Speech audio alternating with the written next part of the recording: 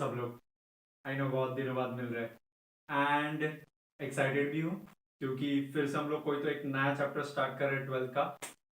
Topic सामने दिया है, तुम लोगों को देख ही रहा होगा। That is nothing but application of derivative. Okay, लेकिन टॉपिक को टच करने से भी पहले थोड़ा जान तो ले कि क्या सिचुएशन है, अब तक क्या हाल हो रहा है तुम लोगों के, कैसे चल रहा है लॉकडाउन वगैरह। लॉकडाउन तो खत्म होने का नाम ही नहीं ले रहा है। स्टार्ट हो रहा है फिर खत्म हो रहा है, स्टार्ट हो रहा है फिर खत्म हो रहा है, चलते ही जा रहा है। क्या लगता है क्या तुम लोगों को ये जल्दी खत्म होगा? क्या लगता है तुम लोगों को? I don't think so. Because problem इसकी कुछ सॉल्यूशंस अभी तक हार्डकोर नहीं निकले, राइट? कोई नहीं, हम लोग अपना काम करते रहेंगे। अपना काम है साइड बाय साइड स्टडीज करते रहना। जितना एक्स्ट्रा टाइम मिला अपने को उसको यूटिलाइज करना, अच्छे से पढ़ाई भी करते रहो, टाइम पास भी चालू रखो। सब कुछ लगता है लाइफ में। सो बस लाइफ गोज ऑन, कोई भी रुकना नहीं है। अच्छे से मजे लेके पढ़ना स्टार्ट करो। ओके, आई होप डिफरेंशिएशन तुम लोगों ने अच्छे से कर लिया है बिकॉज उसकी जरूरत यहाँ पे पढ़ने वाली है। फॉर्मूला बेसिस पे majority of times and then solve करने के टेक्निक्स भी। मतलब फॉर एग्जांपल लॉगरिथमिक डिफरेंशिएशन कैसे होता था, देन इनवर्स ट्रिग्नोमेट्रिक कैसे होता था, ट्रिग्नोमेट्रिक कैसे होता था, ये सब चीजें। ओके, सो टॉपिक के पास जाते हैं। फिर टॉपिक के बारे में बात करेंगे तो नाम से पता चल रहा है क्या बोला है वहां पे, एप्लीकेशन ऑफ डेरिवेटिव्स। अभी this is my most important part and most important and most favourite बोल सकता हूँ। रीजन क्या है उसके पीछे? ओके, सिंपल सा चीज है। यूजुअली हम लोग मैथ्स को स्टडी करते हैं, मैंने बहुत बार बोला भी ये पॉइंट तुम लोगों को। हम लोगों को लगता है कि सम सॉल्व करने आ रहा है मतलब मैथ्स आ रहा है, बट ऐसे नहीं है। मैथ्स तभी आएगा जब उसको फील कर पाओगे। आर्ट किधर होता है? इधर ही इधर। माइला बायो ले लेना चाहिए था। रजत सर हमारा क्या होगा? सो वही पॉइंट है, मैं बोलना चाह रहा हूँ तुम लोगों को कि मैथ्स को थोड़ा फील करने को ट्राई करो। क्योंकि जब तक तुम लोग उसके एप्लीकेशंस को कुछ अंडरस्टैंड नहीं कर पाओगे, पता नहीं कर पाओगे कि अरे यार एग्जैक्टली चल क्या रहा है, किधर यूज हो रहा है ये चीज, तब तक कुछ मजा नहीं आने वाला है। तो इसी के लिए वो लोग ऐसे चैप्टर्स को इंक्लूड करते हैं, यानी कि एक चैप्टर हो गया, यानी कि उसके एप्लीकेशंस के लिए अलग से एक चैप्टर डेडिकेटेड। तो ये रहा एप्लीकेशन ऑफ डेरिवेटिव करके। अभी मैं तुम लोगों को बता रहा हूँ कुछ चीजें जहां पे डेरिवेटिव यूज होता है। ओके, कितने लेवल पे अंडरस्टैंड होगा आई डोंट नो, बट मैं चाहता हूं कि तुम लोग एटलीस्ट एक बार चीजें सुनो, कान पे चली जाए। कान पे जाने के बाद उधर से इधर से निकल जाए या थोड़ी स्टे कर जाए, इट्स अप टू यू, चलेगा, मेरे को कोई इशू नहीं है। ओके, सो सबसे पहला चीज जो हमेशा मेंशन किया था मैंने, यानी कि एसी के बारे में बात करता था मैं। ओके, लेकिन एसी के बारे में बात करते टाइम वो एग्जाम्पल के पास पहुंचने से पहले एटलीस्ट समझ तो लेते हैं कि एग्जैक्टली एप्लीकेशन ऑफ डेरिवेटिव कहाँ से रिलेट होता है और किस चीज से। तो अभी जो मैं मेंशन करने जा रहा हूँ एक लंबा चौड़ा फॉर्मूला, वो मैंने बनाया है। ओके, उसको मैंने 3-4 फॉर्मूलाज को बस जोड़ दिया है, दैट्स इट। मैंने बनाया मतलब अभी डिराइव करते नहीं बैठे ऐसे। ओके, क्योंकि वो सब अपने औकात के बाहर है। I am honestly saying that because it is not so easy कि हम लोग कैलकुलस में कुछ नया बना सके अभी। It is already discovered on that level ना, कि अल्टीमेट है वो चीज। ओके, और हम लोग अभी भी बेस ही पढ़ रहे हैं उसका। अपने लिए इंपॉर्टेंट है कि ये बेस अच्छे से समझ जाए, दैट्स इट। ओके, तो एप्लीकेशन ऑफ डेरिवेटिव का सबसे पहला एप्लीकेशन है slope of a tangent. Okay, slope of tangent. तो ऐसे एक एप्लीकेशन है अपना, slope of a tangent equal to, हम लोग बोलते हैं derivative dy by D X, that is equal to tan theta बोल सकते हैं हम लोग, क्योंकि स्लोप ऑफ अ टैंजेंट बोला है। अभी ठीक से सोचो, जब भी हम लोग स्लोप निकालते हैं, स्लोप का फॉर्मूला क्या है तुम लोगों का? स्लोप का formula is tan theta. So basically slope मतलब ही डेरिवेटिव है। अभी ये चीज तुम लोगों को समझने की जरूरत है। Okay, so slope of a tangent equal to dy by D X equal to tan theta, equal to slope के जो फॉर्मूलाज पता है सब लगा दो। यानी कि अपने को ये एक फॉर्मूला पता है y2 minus Y one upon x2 minus x1, ये एक फॉर्मूला अपना।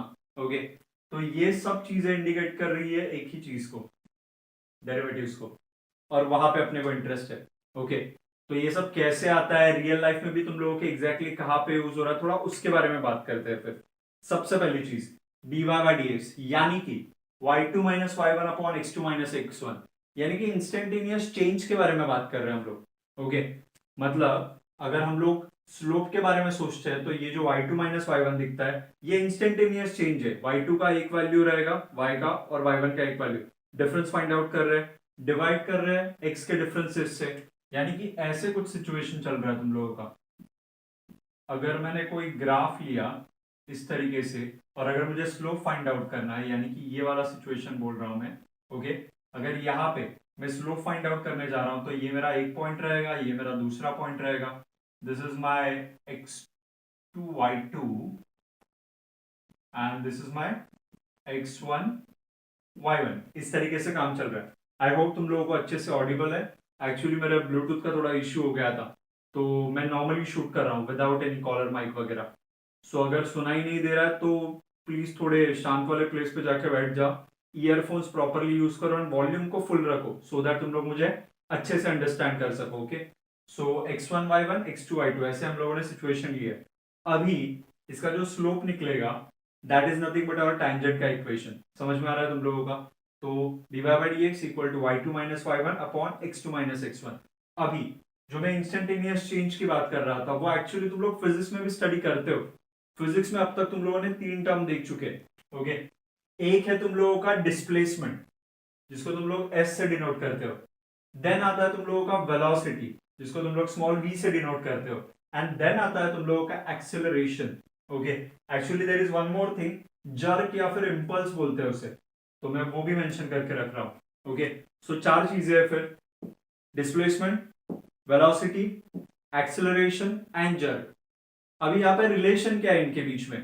तो अगर हम लोगों ने s यानी कि डिस्प्लेसमेंट का डेरिवेटिव लिया, यानी कि स्लोप फाइंड आउट किया, तो हम लोगों को वेलोसिटी मिलता है। देखो ना यहाँ पे v is nothing but ds by dt है, differentiating with respect to time.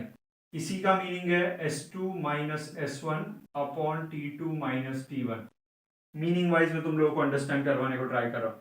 Similarly अगर एक्सिलरेशन के पास जाएंगे तो acceleration is nothing but derivative of velocity, तो ये चीज बन जाएगा तुम लोगों का dv बाई dt।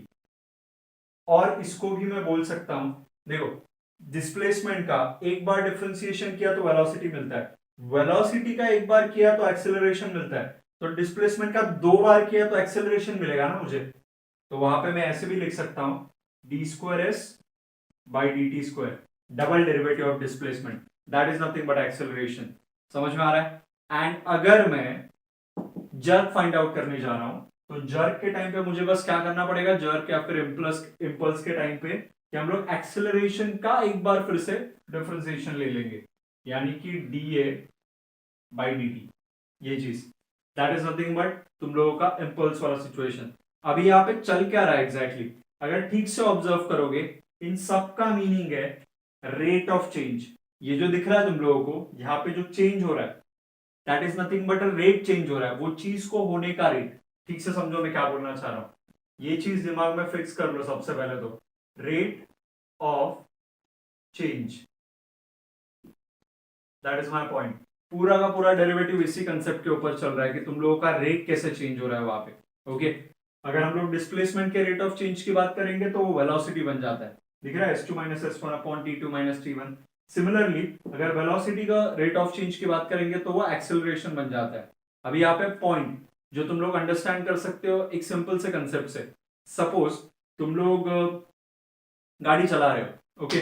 गाड़ी चला रहे हो, ड्राइव कर रहे हो, गाड़ी मतलब भाई साइकिल व्हीकल नहीं लेके आना है अपने को यहाँ पे, या फिर बाइक भी नहीं लेके आना है। बाइक ले सकते हैं लेकिन बेटर हम लोग फोकस करेंगे कि हम लोग अमीर लोग हैं ना, कार चलाएंगे बॉस। तुम लोग कुछ प्रॉब्लम है, कार ले लो फिर।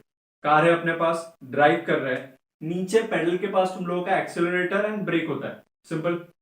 तो अगर मैं उस एक्सेलरेटर को थोड़ा फास्ट प्रेस कर रहा हूं, देखो ठीक से सुनो मैं क्या बोल रहा हूं, अगर मैंने उसके ऊपर बस कॉन्स्टेंटली पैर रखा है तो there is no acceleration, right?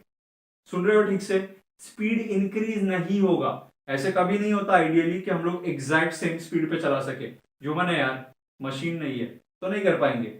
लेकिन assume in the ideal world, suppose हम लोगों ने एकदम प्रॉपरली पैर रखा है, जरा भी आगे नहीं जरा भी पीछे नहीं, और वो गाड़ी अभी 40 किलोमीटर पर आवर की स्पीड से चल रहा है, इस तरीके से कुछ तो, ओके। अभी there is no acceleration, no acceleration because velocity change नहीं हो रहा है। बात समझ रहे हो ठीक से? मैंने पैडल के ऊपर पैर फिक्स रखा है तो वहां पे कुछ वेलोसिटी चेंज नहीं हो रहा है। चेंज इन वेलोसिटी क्या था, dv by dt, change in velocity is acceleration.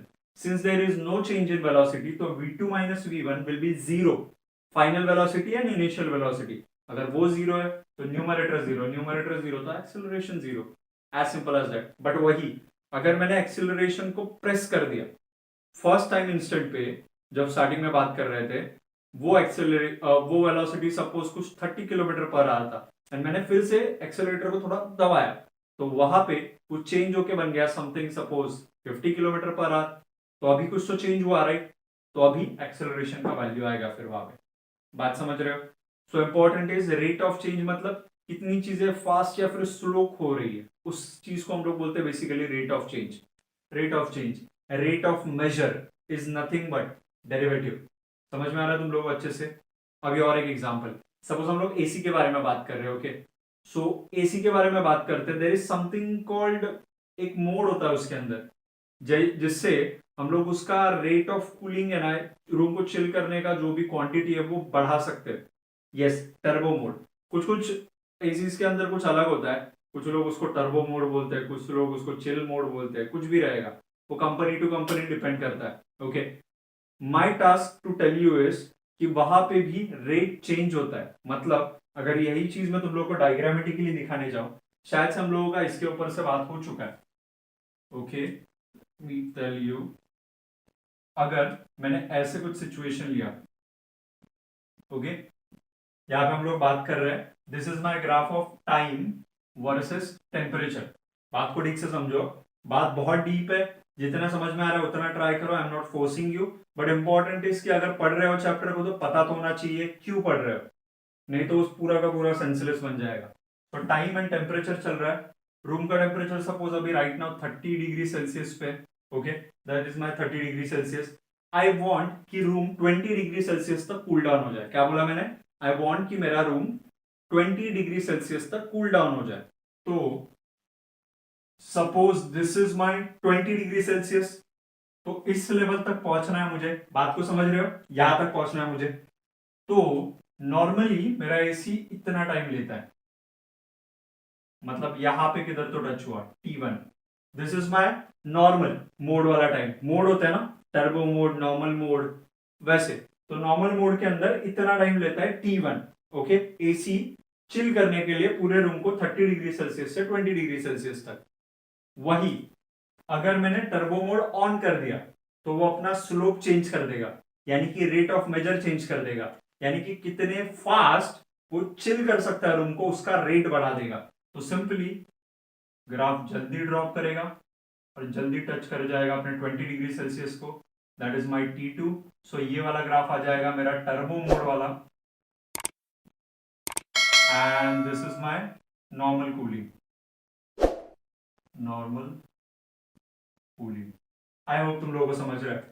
मेरे बात करने का तात्पर्य इतना ही है कि जब भी तुम लोग रेट ऑफ चेंज के बारे में बात करोगे, किधर भी रेट चेंज हो रहा है, कहीं भी जगह पे एक्सेलरेशन हो रहा है, डिसेलरेशन हो रहा है, या फिर वो चीज थोड़ा फास्ट या फिर स्लो करने के बारे में हम लोग सोच रहे हैं, तो उसको हम लोग बोलते हैं हमेशा एप्लीकेशन ऑफ डेरिवेटिव वाला part, slope of tangent dy by dx equal to tan theta equal to y2 minus y1 upon x2 minus x1. m equal to tan theta बोलते थे तो इसको m भी बोल सकते हो, कोई वांदा नहीं है. ओके, आई होप तुम लोगों को इतना कंसेप्ट क्लियर है. अभी इंपॉर्टेंट पार्ट कि ये सब समझने के बाद सम सॉल्विंग कैसे चलेगा. फिर सिंपल है, सम्स के बारे में कुछ टेंशन लेने की जरूरत नहीं है. सम सॉल्विंग एकदम सिंपल तरीके से चलेगा. अभी उसकी तरफ जाते हैं फिर सम सॉल्विंग अप्रोच के पास. Okay, so let's go, start करते हैं फिर ये काम. ओके, और else will do one thing. Concept समझ में आ चुका है ना? कंसेप्ट को एक वीडियो के अंदर रखते हैं. जैसे ही हम लोग नेक्स्ट वाले सेशन के पास जाएंगे, अभी हम लोग सबसे पहले चीज कर लेंगे कि यहाँ पे जो भी दिख रहा है उसका एक स्टैंडर्ड फॉर्मेट सेट कर लेते हैं, जैसे हम लोग डेरिवेटिव्स में वगैरह भी कर देते. एक कच्चा फॉर्मेट, क्या इस स्टेप को फॉलो करेंगे और अपना काम डन हो जाएगा. ओके, सो वो बना लेंगे नेक्स्ट वाले सेशन के स्टार्ट में, एंड उसके बाद उसके अंदर उस साचे के अंदर डिफरेंट डिफरेंट सम्स को डालते हैं, सॉल्व करते जाते हैं. Okay, so thank you so much इतना सुनने के लिए. एंड इंपॉर्टेंट इज कि ये पार्ट अगर तुम लोग के थोड़ा सा बाउंसर जा रहा है, इट्स ओके.